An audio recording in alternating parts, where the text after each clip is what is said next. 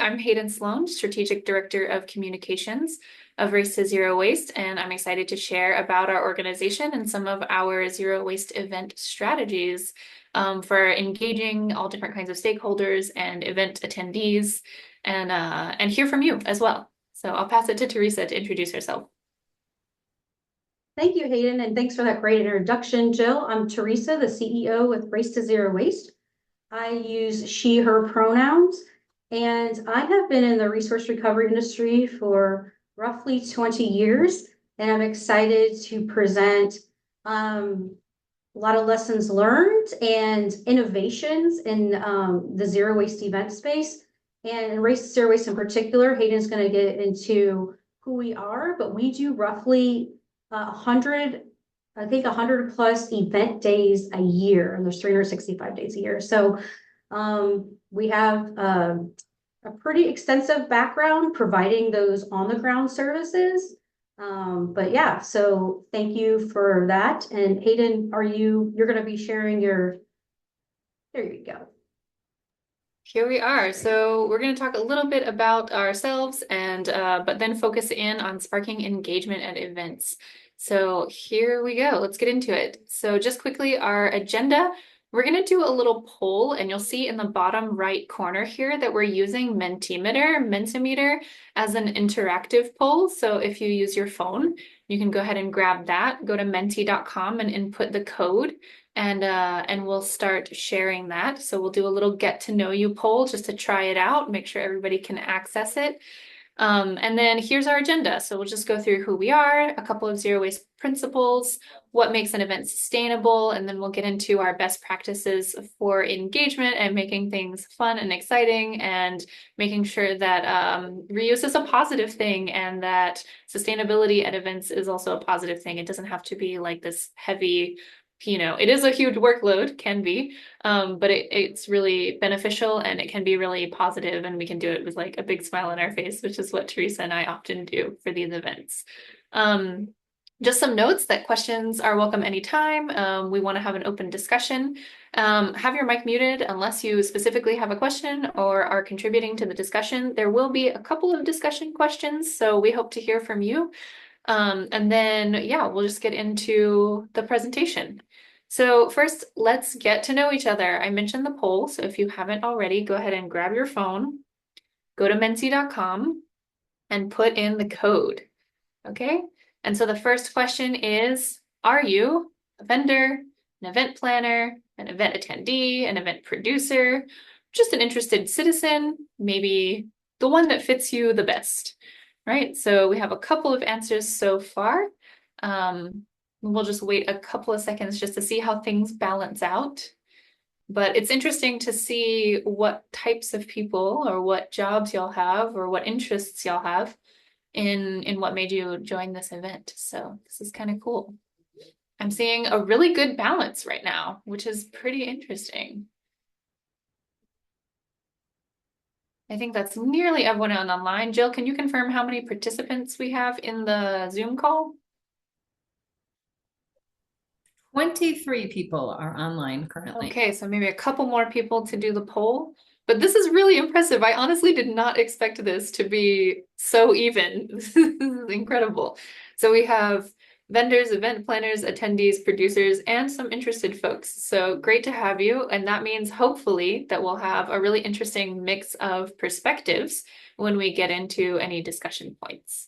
So I'm going to go to the next question. So you should see that on your phone as well. Have you ever attended a zero waste event? So we're thinking attendees now. Got a bunch of yeses. Wonderful.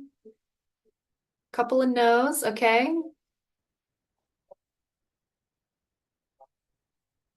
All right, so this is interesting. All right, so most of you have attended zero waste events, whether or not you're producing them or vending at them or being an event greener potentially.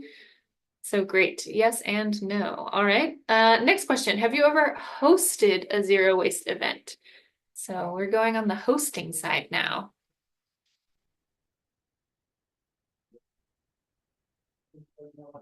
This is looking like a little more of an even split. Okay, okay. a few hosts. Well, hopefully by the end of this, you'll feel inspired if you haven't already hosted a zero waste event, that you'll get inspired to host one. And if you have hosted a zero waste event, maybe there's a new stakeholder that you could engage, or you can get some new strategies for how to engage folks for your zero waste events. All right. Thanks for participating in those questions. That was our introductory question. We're going to do a couple more slides and then we'll come back to Menti. So don't close that on your phone. We still have a few more polls to go. So we've gotten to know each other a little bit. And now I just want you to think about it, right? So this is how did you know when you attended? How did you know it was a zero waste event? These are kind of just some things that we're going to be thinking through in the presentation. And then if you hosted a zero waste event or sustainable event, what were the challenges of hosting that? So I don't want to have your answers now, or maybe you can put your answers in the chat if you have like an immediate one that comes to mind. But for now, we'll just kind of think about it. And then when we get past the Race to Zero Waste introduction, we'll get to the answers there. So what makes the zero waste event, and then what are the challenges of hosting a sustainable event? All right, so I'll just talk quickly about Race to Zero Waste. So we are an organization that started off seeing a need to fill a need, right? What we want to do is demonstrate that we can show that zero waste events are possible. And so we started off racing to zero waste, maybe in a 5K or other events. And now the Race to Zero Waste has kind of turned into an ultra marathon, right? So we say that this is now a metaphor for the urgency needed to take action, to combat climate change, to reduce waste, to combat overconsumption and consumerism. So we're here in the Race to Zero Waste, running this ultra marathon together. So we are a global movement that calls for urgent action to reduce waste across all sectors. We have lots of different projects. These include our zero waste pop-up stations and events. So if you've been in California or in Dolores Park, you may have seen us out there. We also do technical assistance, zero waste audits, and zero waste facilitation. So this is in addition to the events that we do, the more than 100 that Teresa mentioned in her introduction. We also implement reusables on university campuses, and we've just received a grant to continue expanding that program. So we're very excited about that. And we host Zero Waste Month. So in October, we host Zero Waste Month, which is the sprint to zero waste. And we hope you'll join us in participating in that global social media campaign. Just post your actions, your zero waste actions with the hashtag Zero Waste Month. And we inspire our fellow community members to take action and to see that zero waste doesn't have to be that difficult and we can all have fun together in doing it. We also host the Zero Waste Forum, which is going to take place during Zero Waste Week, March 30th to April 5th, 2025. If you go to zerowasteforum.org, the registration is already available. So if you want to take a look at that, please feel free. Race to Zero Waste is an affiliate of the Zero Waste International Alliance, or ZWIA, as you see here. And as such, we follow the official peer-reviewed zero waste definition, which is the conservation of all resources by means of responsible production, consumption, reuse, and recovery of products, packaging, and materials without burning and with no discharges to land, water, or air that threaten the environment or human health. So we always like to share this definition just so that we're all on the same page with this. So we define zero waste this way. And so we want to try and incorporate all of these things when we're thinking about zero waste events. We always focus on the zero waste hierarchy, so rethinking and redesigning, reducing before any of the post-consumer waste management that we often think about when we talk about materials management or waste management. So we're all the way up here trying to rethink and redesign what events look like. All right, and then another way to kind of visualize this is through the circular economy. So we have this design phase where we're rethinking, redesigning, thinking about how things work. So this is often applied to products themselves, but we can think about how this works with events and management of materials at events as well. Basically, we're starting at the beginning, and then we want to reduce as much residual waste as possible, right? Zero waste to landfill is what we're going for. All right, and that's our team. So we, as you see, Race to Zero Waste does so many different things, but we are here specifically today to talk about sustainable events and zero waste events. So I'm going to pass it off to our CEO, our expert, Teresa, so that she can take it from here. It's Teresa, I don't know if you want to say anything particular on this slide before we get to the next Menti poll. Yeah, thank you for that. This was actually taken at the 2024 Marin County Fair, and we've been involved with the fair for 12 plus years. It's a big event over 5 days, the 4th of July weekend, and it gets about 122,000 people, and it has reached 94% diversion from landfill, which even includes reuse, food donation. We write a very comprehensive report for this particular project. And yes, very proud of our team, our zero waste specialists. I also want to say, oh, there's my cat. Sorry about that. My cat Luna, she may pop up every once in a while. And we like to say what we're going to be doing next. You can go to the next slide, Hayden. I believe it's going to be another Menti poll. What we like to say soon is we like to get into the tofu of event greening. What makes an event fully zero waste? We're kind of moving away from saying the meat of it. So if you go to menti.com and put that number in, we can get the numbers.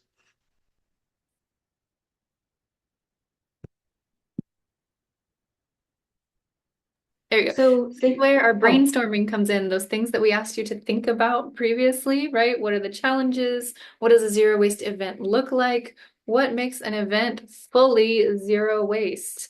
All right, so we've got some responses coming up, right? No waste, of course, reusable foodware, BYO, okay, that's a good reminder. Having compostables, all right, we definitely see those at a lot of our events.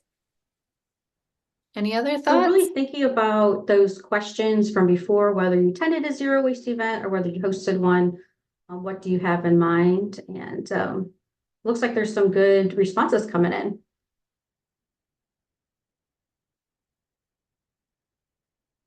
Ooh, And you word can cloud. add, you Love can it. answer more than once. So if you have a whole list that you want to add, if you've already added one, feel free to add additional ones. I like the no waste. It's right in the middle. That's what we're striving for, right? People buy-in, responsibly sourced items, all good stuff. Engagement, right? And that's really at the heart of what we're talking about is engagement, awareness, communication is a big one, right, Hayden?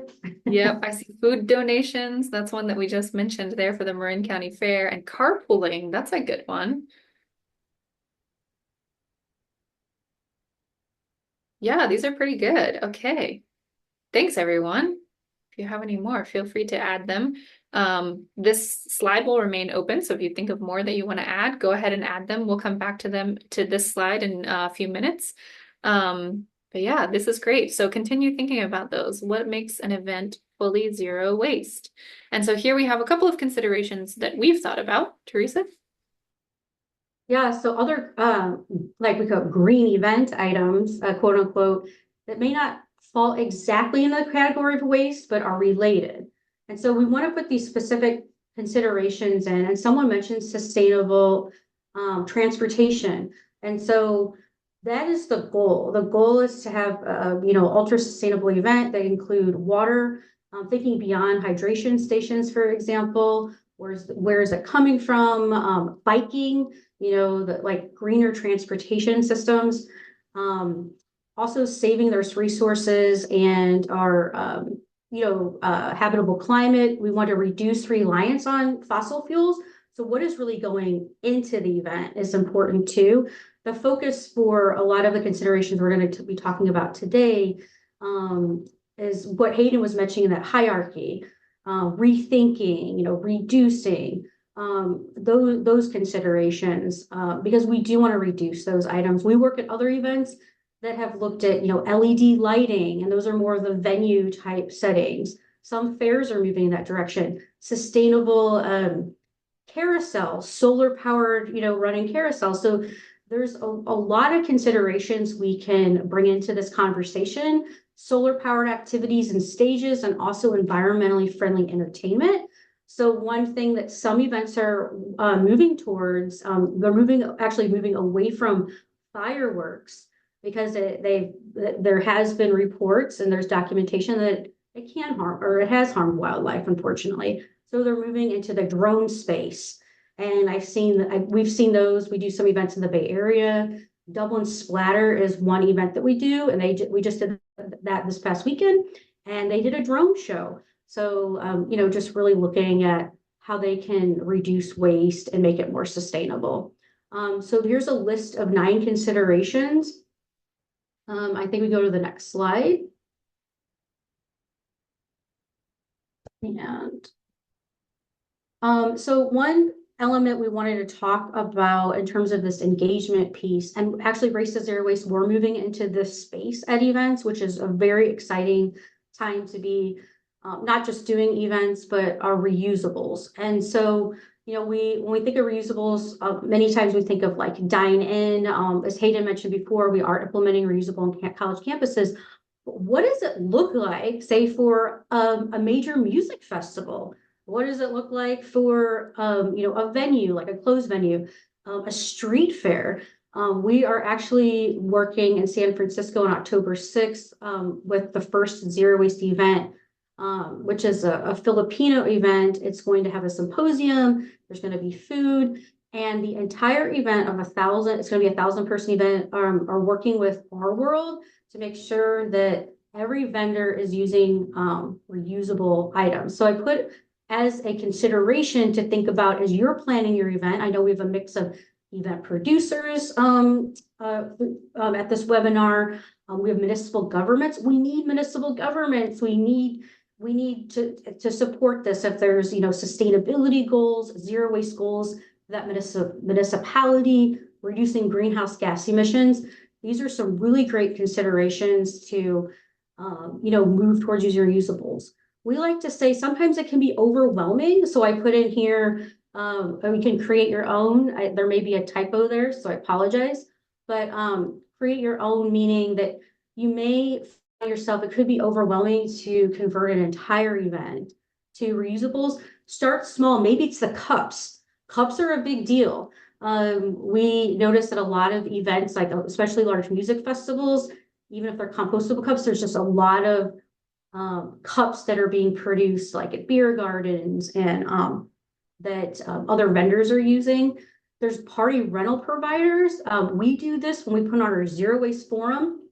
We'll work with a local vendor that can bring in, the real, china, porcelain cups. We even have some folks that work with us and they have their own kit with reusable mugs. We do that for our Zero Waste Fest events.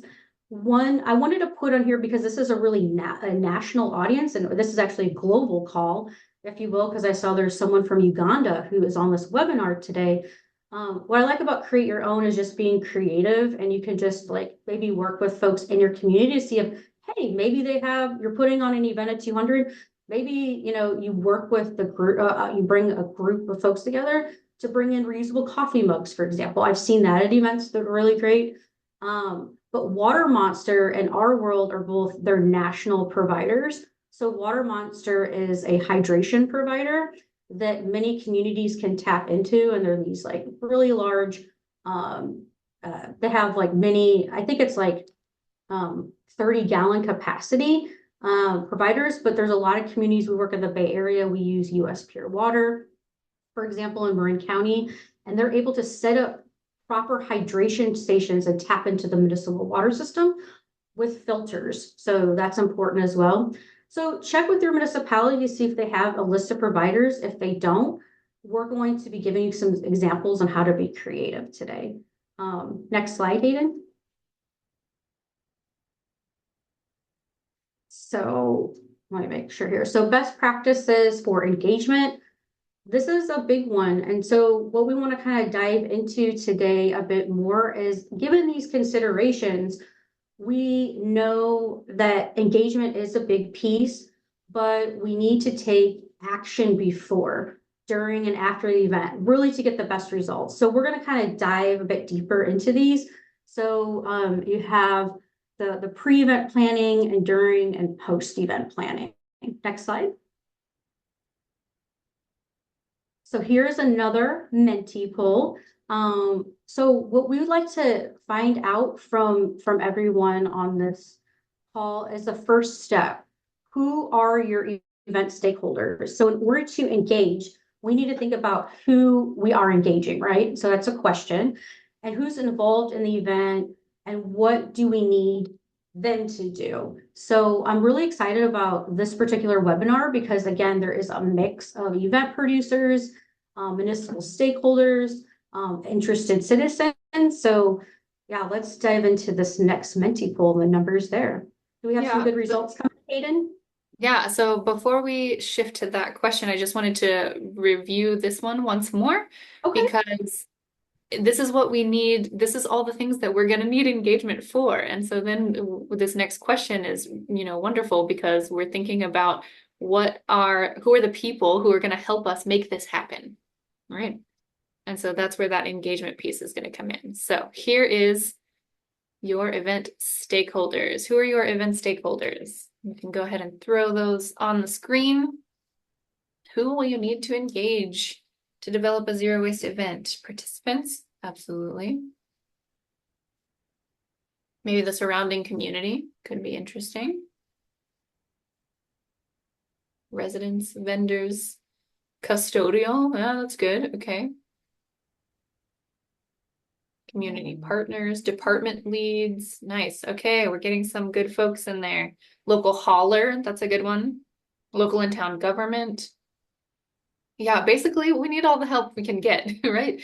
So the more that we can get engaged in like talking about zero waste and reducing waste, then the more successful we're going to be. And when we talk about it with some excitement, like, hey, I'm really excited to share this, action that we can take with you, like the reusable mugs that Teresa was talking about, like step by step throughout the course of years, especially if it's an ongoing event that you have annually or quarterly, something like that, like those types of changes that you can show excitement for will then infect the other stakeholders. All right, nice. Speakers, event organizers. All right, lots of good stakeholders here. Excellent. All right. So here we've decided on a few, and we're going to talk about some of the best practices for engagement. We've got the big three that we've divided it into is outreach, which is kind of what we talked about with our stakeholders. Then signage and human power. Human power is key here because you can put up all the signs, all the digital signs, put out stuff on social media, but without that person-to-person connection, it's going to be tough to get a real zero waste event going. That's great. Thank you, Hayden. Sarah just joined and she said apologies for being late. No worries. We're just jumping right into the best practices for engagement at zero waste events. And she's coming in from Washington, D.C. Welcome. So as Hayden mentioned, we're kind of trying to piece this out. This may look a bit overwhelming, but it doesn't have to be. And part of whenever you're looking at making a sustainable event, a zero waste event, whatever it may be, you really need to start planning early. And so one of the biggest pieces is outreach. And in that word cloud, someone mentioned hauler. Also, trying to figure out where these materials could potentially go. We mentioned some reuse providers, which is highly important to plan early, especially if you're going to be providing cups, or it could be different things at the event, cutlery. Another thing that I think tends to kind of lack at some of the events is outreach to vendors and exhibitors. That needs to be done early. That's a big engagement piece, especially when you're looking at who are the stakeholders, the folks that are going to be potentially producing waste. So getting them involved early. Some events rely heavily on sponsors. We do at some of our events as well. Getting them involved, you would be amazed that there are a lot of companies out there that have, especially corporations, I'll pick on the corporations a little bit, but corporate sustainability goals, they may even come in. We had an event, they sponsored $4,000, for example, to bring in reusables. So, and working with a reuse provider, it can happen, but again, it takes time. Moving into the signage piece, I think some folks may think like, oh, signage, just kind of slap it on there and walk away. I agree with everything Hayden's saying. There's a lot more to it. I added some more elements here. Location is a really big deal for signage. There's a graphic design element. Again, we do a lot of events in the San Francisco Bay Area. A lot of different cultures, multilingual. So we always recommend pictorial images, and some of our event signs do have multiple languages in terms of like if it's recycle, landfill, or compost. Color-coded bins is another important, I think, segue into this. In the Bay Area, we're fortunate that most of the color-coded bins are blue for recycling, green, a variation of different colors of green is compost, or, for food scrap, composting, and black or gray is usually what's highlighted at events in terms of landfill items. So that's highly important. And I know that varies, different municipalities. I've worked at some events in St. Louis, and they have yellow for pre-consumer compost is for the compost collection. It's a yellow bin. But as long as, again, the signage is clear, a lot of the outreach is done to the proper stakeholders to let them know that this program's happening, that these are the colors that's going to be implemented at the event. And Hayden mentioned the human power element, and that's another critical piece. So you could have done the outreach, the signage, and just, place the bins out there. You have your graphic design element. You feel really good. You have, maybe you're implementing reusable cups for the first time. If you don't have that dedicated person or persons on the ground, you may find yourself, the program may fall short. I'll be honest, because, and a lot of events hire dedicated, what we call the industry, event greeners.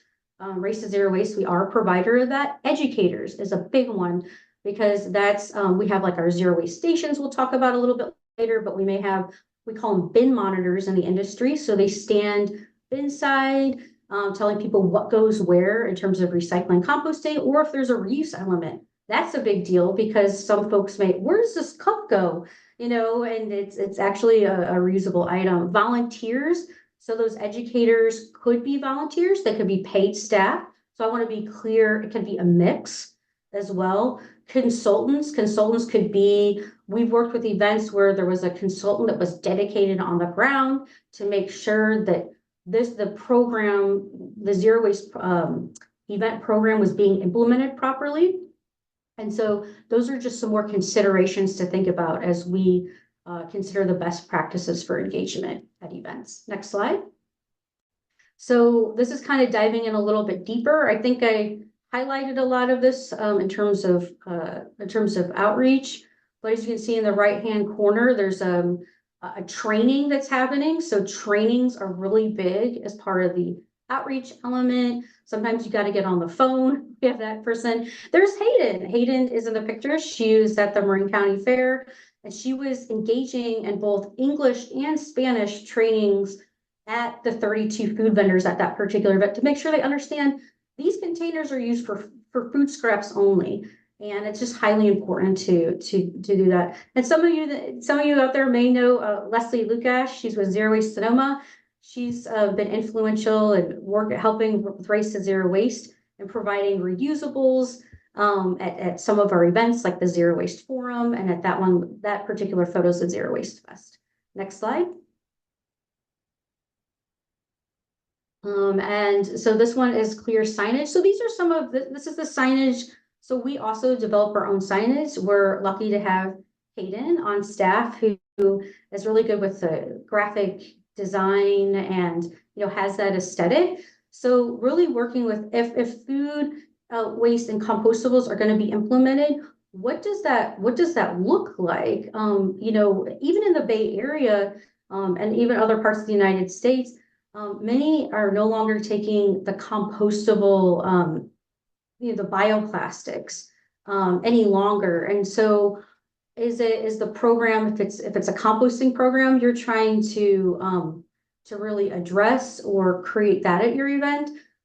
Is it food soil paper? Like what goes into that system? That also goes into recycling and landfill as well. We're fortunate in the Bay Area, we've piloted the fourth bin, if you will, where we've taken in reusables. So just the clear signage and what goes in the system is just depends on the municipality, and it's just highly important. I can't stress that enough. And then we have our color-coded bins at the bottom. And then on the left-hand corner of that picture, that's that human power element. We can have all the signage we want, but sometimes at the end of the day, what we're trying to do and what we hope that other event producers aspire to be or aspire to do is to also get folks to participate in the program. Like if you have a clear signage, it's like, well, why don't you take a stab at it, right? Why don't you see if that item you have in your hand is compostable, and just kind of quiz people on that. We're one event, and this is the first time I've been doing this in a long time. I'm just going to make this note, is that this event producer actually did the outreach and did everything that we're talking about to all the food vendors.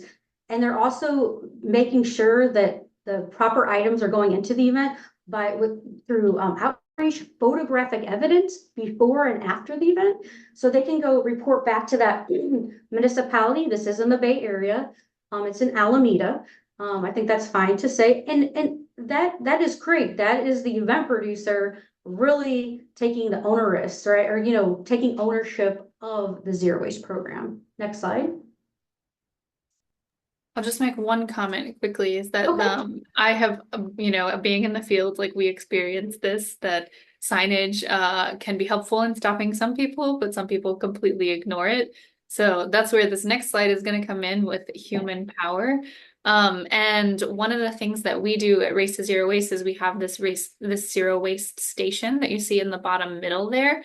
And we actually, through our grant with SFE a couple of years ago, developed the Zero Waste Station kit. So what we would love to have, you do is join us for a training to talk about how to use the kit, kind of get into more of the weeds of what this engagement looks like and how to use this kit, which includes like the bins, some signage, depending on, who your hauler is, that kind of thing. And then what I do, which is, hey, do you have any questions about compost or recycling? And just getting out there and getting into the crowd and getting engaged with people. And so that's what this human power aspect looks like. Yeah, all really great points, Hayden. Thank you for highlighting the zero waste station. We've been doing those for the past couple years, and we have about 20 to 25 events and even public spaces where we put these zero waste stations at, and it's been highly successful and impactful. And people ask for it now, like, where's the station? So we're actually removing some of the color-coded bins we were talking about a couple slides back, and now putting in these stations. And so they're just kind of removing some of those other stations. And then we have that education outreach piece with a person there, a volunteer. It could be a consultant, an event greener, a bin monitor at that station. So it's been highly effective. So this human power element, yes, it's highly important for many reasons, as Hayden was mentioning. The bottom right-hand corner is a project we've been working on with Ohlone College and educating we're working with students, training the students on the reusable program, and in turn, they're educating the students. So that's what that picture is. And so we're training through student stipends and different elements where, putting the power, we're talking about human power, back to folks. It can't just be, the owners can't just be on every consultant or, event producer, but we need to be creative and look at different ways. I just want to mention, I know we don't have a lot of time, and I'm glad Hayden mentioned that zero waste station. We're going to talk about that a bit later with some pass-through funding, but these are just some ideas and considerations right? We don't have a lot of time to get into the weeds of like every single detail here. So we're just trying to get everyone to kind of understand, I think, in the terms of this workshop, some key considerations that we have found. It's high diversion, is a zero waste event, creates that engagement, the education, the outreach, and it just bringing all these pieces together has been a really effective program at Race to Zero Waste. So I just kind of want to make that clear. Next slide, please. The process. Dun, dun, dun. Here is another, is this a cloud? Will this be a cloud-based? Yep, so this is another mentee. So we're just thinking about like this engagement aspect, and as Teresa mentioned, like don't be daunted if you just have like you and your friend who are gonna put together, like try and reduce waste at an event. Go for it, right? Everybody starts somewhere. It's just that when you get into like more considerations as you continue to grow in zero waste, continue to consider more and more aspects of a zero waste event. So if we think about really like the ideal situation, how much lead time do we want to begin with to get that zero waste event like really going? So how much lead time would you want to give yourself to engage stakeholders for a zero waste event? So this is just a number selection. We'll find out what people think. We've got a selection between 0 and 16 months. So time in months. All right, I would say we're at the smaller end. Interesting. Okay. Oh, suddenly one at the larger end. Cool. So it's really going to depend on like the size of your event, how many people are involved, how many stakeholders you want to engage, how much development you want to do of materials to be able to get that outreach to event attendees. All right, so it's up to you completely, but we'll get into a timeline quickly of recommendations.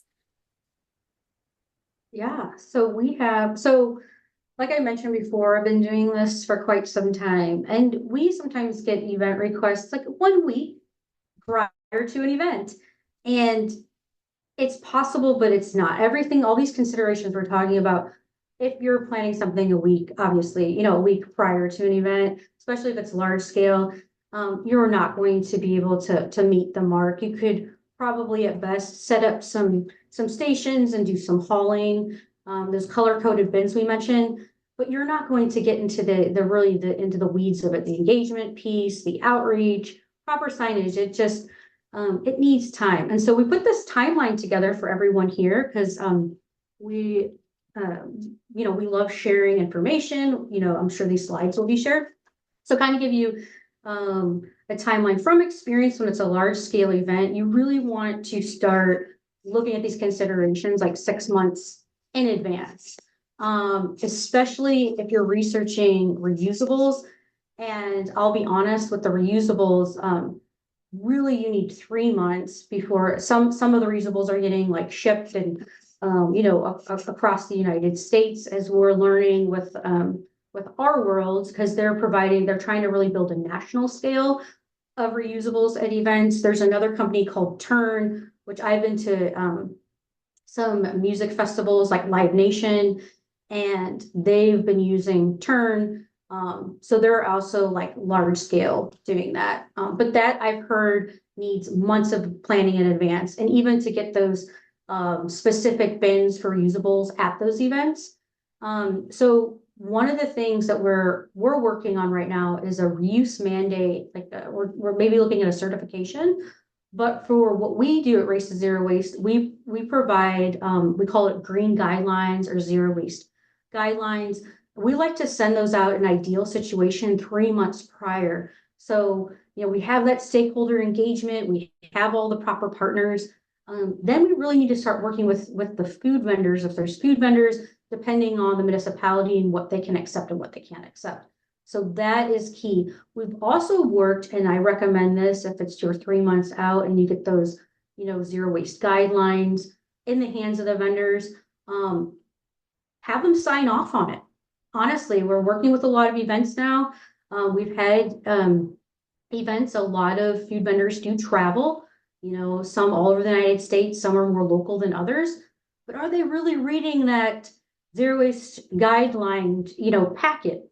And so we're working with some event producers currently, and they want to take it a step further and really push that these vendors are reading these guidelines. So 1 month out, you're really like fine tuning, everything we've mentioned in terms of the considerations and the volunteer staff training. If you're hiring an event greener, sorry, let me backtrack. That event greener should be involved in the conversation 6 months if it's possible.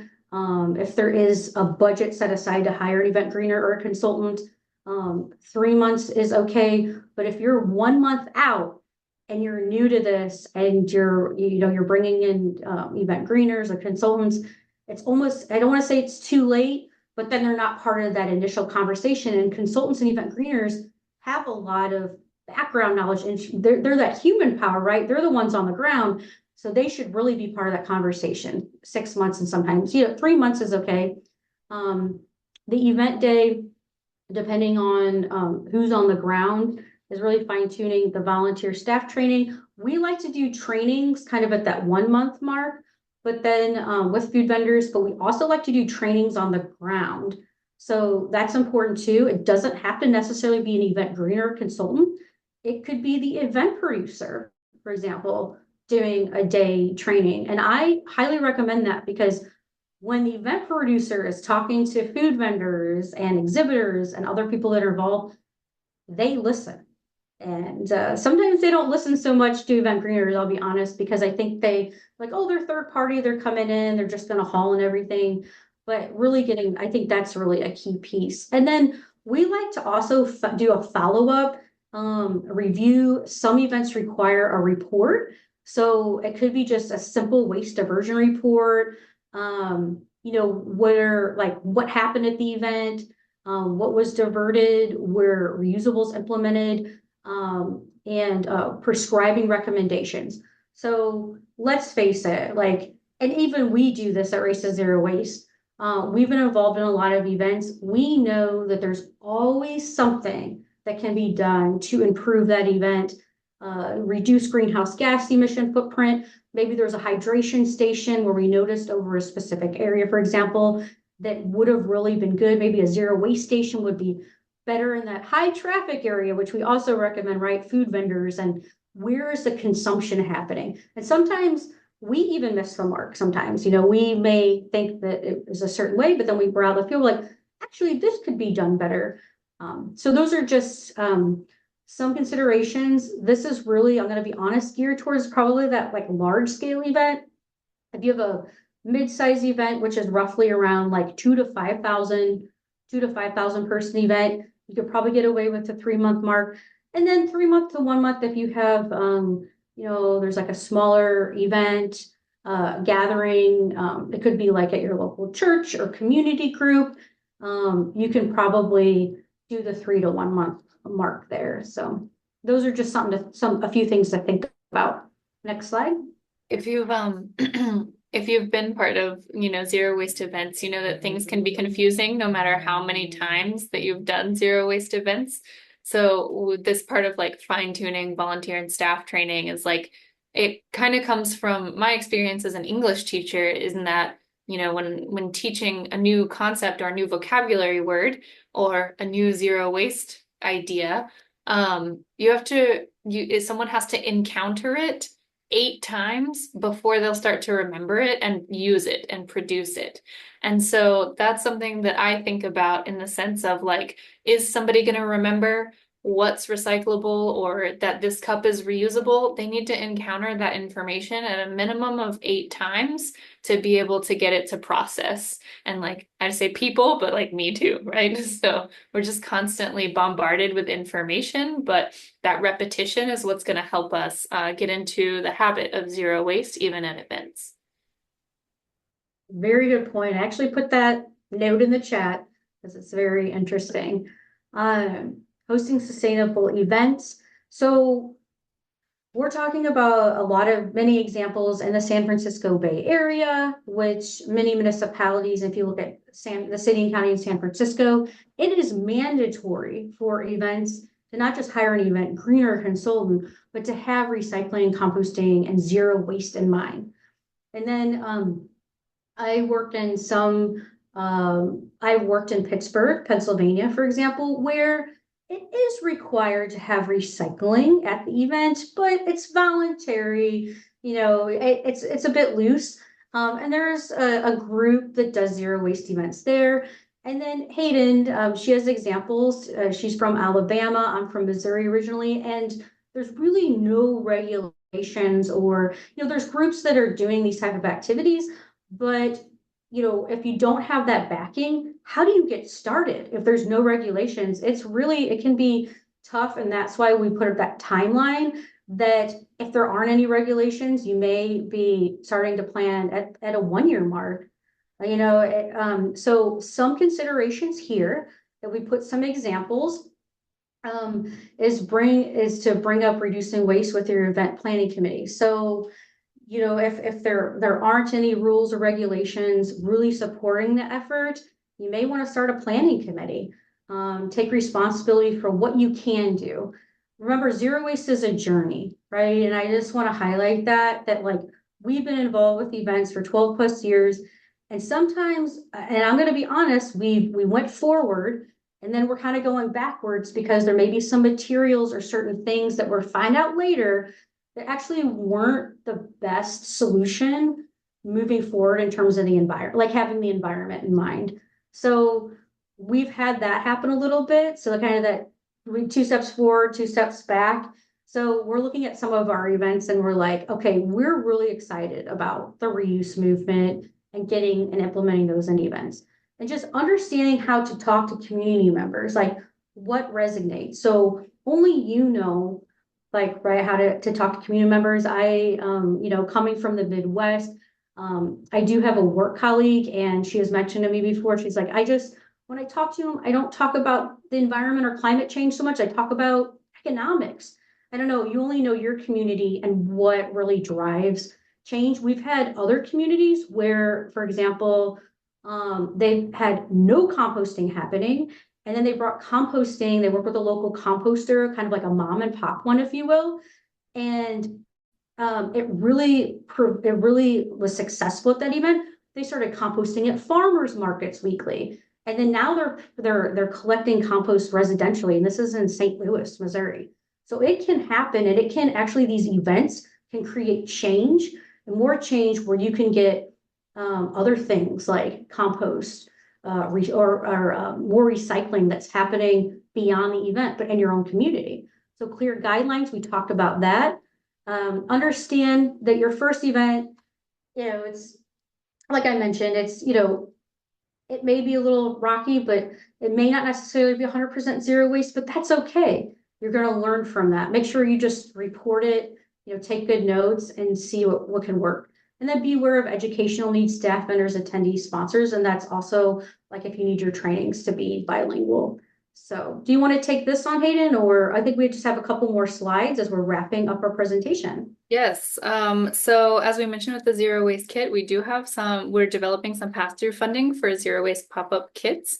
So this is going to be implementing it through June 2025. So please keep an eye out for that.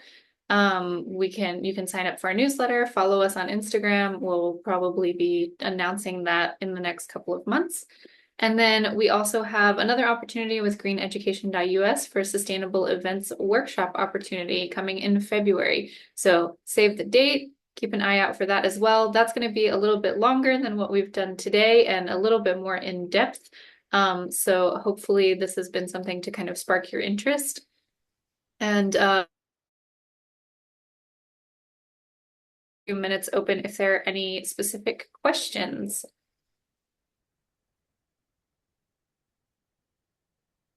And Jill, it's fine. Do you want them to raise their hands or? Yeah, I think raise your hand. We can call on you if you are able to unmute if you're in a quiet environment and you can unmute yourself speak out that way. If you're not, but you have a question or a comment, feel free to put it into the chat and we can read that out. Yeah, feel free to ask questions. And then if you want to ponder your question, oh, Sarah has one. Go ahead, Sarah. Don't be shy. Go ahead, Aiden. Hi, thank you so much. This is a great presentation. Um, so a lot of what you talked about is like larger events, like maybe festivals or like bigger events. And I was wondering if you ever did partnerships with event venues so that you would come back regularly. So you weren't necessarily working with the event planner, but you had a contract with an event venue so that the venue would eventually like work towards zero waste. Yeah, I can take that on. We have, uh, not specific to Race to Zero Waste, but I have personally, when I worked at the San Francisco Conservation Corps, there are many music venues, Bill Graham Auditorium, and actually that one in particular, is now using turn cups, I believe. So they've moved forward. And so all their events, like there's like 200 plus events a year, have to comply with the reuse mandate. So it's really, yeah, that's a really great question. The Marin County Fair that we've been doing for a long time, is another one. They are now, well, they're required by law. There's a law called SB 1383. And it's kind of like, it's like the upgraded composting law, if you will. So you can look up, I can put it in the chat, SB 1383. But all their events and the work that Race Zero Waste has done at that venue, we received a grant. There was a picture, it was like this says compost recycle landfill. They're these rectangular boxes or rectangular containers. They're using those at all their events now. And actually we worked with them inside the venue to have recycle, compost, and landfill available year round. So yes, we're doing that a little bit, but I would like to do a bit more, and venues are a great place to do that, right? Like you're mentioning, because it's like they're they're not just doing one event, they're doing multiple events all the time. So, thank you for the question, Sarah. Yeah, thanks so much.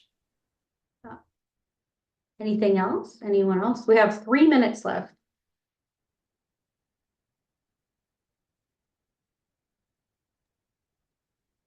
Okay, I do have one more question. Okay. If no one else has another question.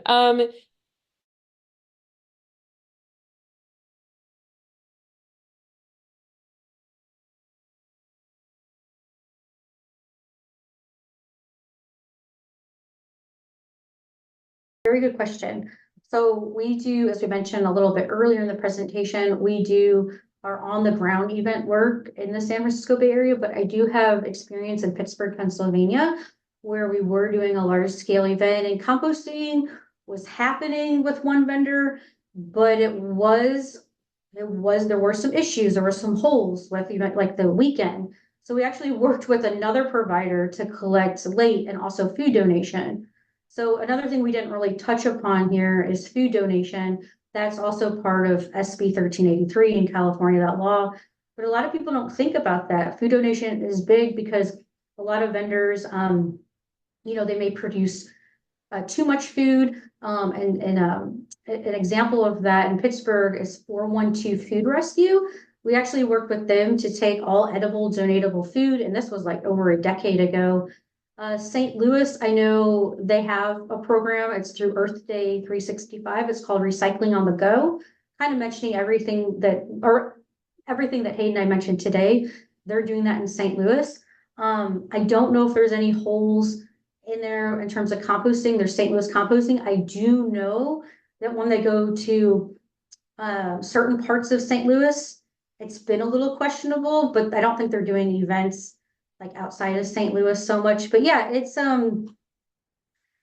it can be tough. And that's my direct experience. I don't know, Hayden, I know we have like 1 minute left in Alabama. If you have any stories that you could share in terms of events or Zero waste is tough in the South. But if you like for my experience in Alabama, if you can get people to just like listen to you talk about reducing waste, then that's a step in the right direction. The events often use like single-use plastic still. Just getting my family to like reduce styrofoam has been a bit of a battle. So, we all start at different places, but now my family does paper plates instead of styrofoam. So, one slightly less bad thing. Yeah, we have one question. We're at time, and it's what can we do to engage my fellow refugees for starting a zero waste event? I don't know if this is Sunny from Uganda. Correct me if I'm wrong if you want to chime in here. But we did put our contact information up. So we would like to continue that conversation, but I think it's starting if there are any champions that you can align with at that camp, or maybe some folks outside that would want to start the conversation, maybe starting a committee or seeing what can be done kind of small scale to reduce waste. That's what I would recommend. But feel free to reach out to myself and or Hayden, email there for any further or follow-up discussion on that. Great. Well, thank you so much, Hayden and Teresa. This was a super informative presentation, and really want to thank you for bringing your expertise and your experience and your gotchas and learnings to our group here today. Again, you all have Hayden and Teresa's information, so you can follow up if you'd like any more information on their services or their programs or questions on starting your own zero waste events. We will be hosting them again on February 12th, so stay tuned with more information on that workshop opportunity. And again, we'll be emailing out slides and access to the recording, and encourage you all to continue to connect in LinkedIn, and we'll continue to learn and grow on how to manage zero waste events more effectively together. Thank you, everyone. Thank you. Thanks very much. Looking forward to hearing from you.